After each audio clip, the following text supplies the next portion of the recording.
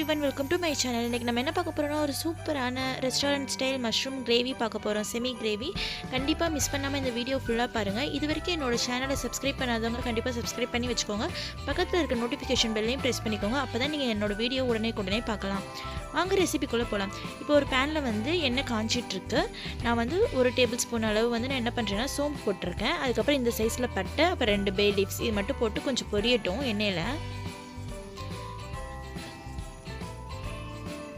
இப்போ ஸ்பைசஸ்லாம் நல்லா புரிஞ்சிருச்சு. இப்போ கொஞ்சமாக கறி லீவ்ஸ் ஆட் பண்ணிக்கலாம். நான் வந்து ஒரு பெரிய வெங்காயம் வந்து கட் பண்ணி வச்சுருந்தேன். இந்த பெரிய வெங்காயம் ஆட் பண்ணியிருக்கேன்.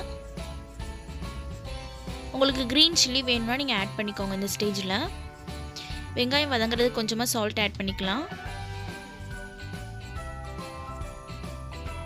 நல்லா மிக்ஸ் பண்ணி விடுங்க. இப்போ நான் மஷ்ரூம் வந்து இந்த சைஸில் வந்து நான் கட் பண்ணி வச்சுருக்கேன். ஒரு 200 கிராம் மஷ்ரூம் நான் எடுத்திருக்கேன். பாருங்கள், உங்களுக்கு எந்த சைஸ் பிடிச்சிருக்கோ அந்த சைஸில் நீங்கள் கட் பண்ணிக்கோங்க. வெங்காயம் நல்லா வதங்கிடுச்சு. இப்போ நான் 2 தக்காளி வந்து கட் பண்ணி வச்சுருக்கேன். அதை ஆட் பண்ணிக்கிறேன். அப்புறம் 1 டேபிள் ஸ்பூன் அளவு இஞ்சி பூண்டு பேஸ்ட்டு. இதெல்லாம் நல்லா வதக்கி விடுங்க. இஞ்சி பூண்டோட பேஸ்ட்டோட பச்சை வாசனை போகணும். தக்காளியும் நல்லா குழஞ்சி வெந்திருக்கணும். நீங்கள் லிட்டு போட்டு க்ளோஸ் பண்ணி வைங்க. அப்புறம் தக்காளி நல்லா குழஞ்சி வேகும். இப்போ தக்காளி நல்லா குழஞ்சி வெந்துருச்சு. இதில் நம்ம கட் பண்ணி வச்சுருக்கோம்ல அந்த மஷ்ரூம் வந்து நம்ம ஆட் பண்ணிக்கலாம். மஷ்ரூம்லேருந்தே தண்ணி விடும். அதனால வந்து நீங்கள் மஷ்ரூம் ஆட் பண்ணி நல்லா மிக்ஸ் பண்ணி விட்டு க்ளோஸ் பண்ணி வைங்க லிட்டு போட்டு.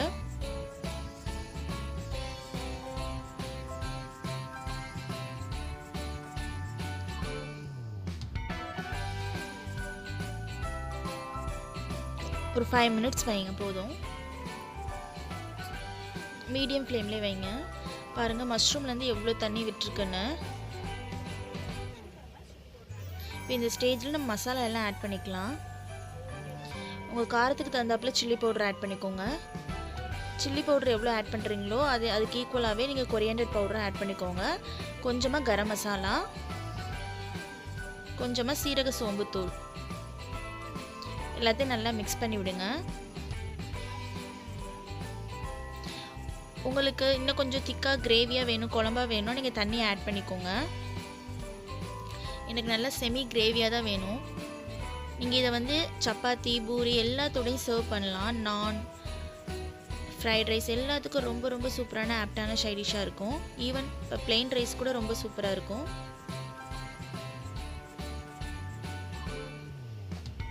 எண்ணெயிலே வதக்கி விடுங்க. இப்போ நம்ம லிட்டு போட்டு க்ளோஸ் பண்ணி வைக்கலாம்.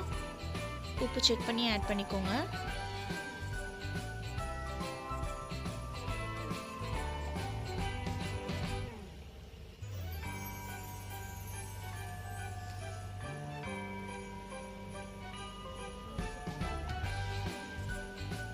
நான் கொஞ்சமாக தான் வாட்டர் ஆட் பண்ணிக்கிறேன்.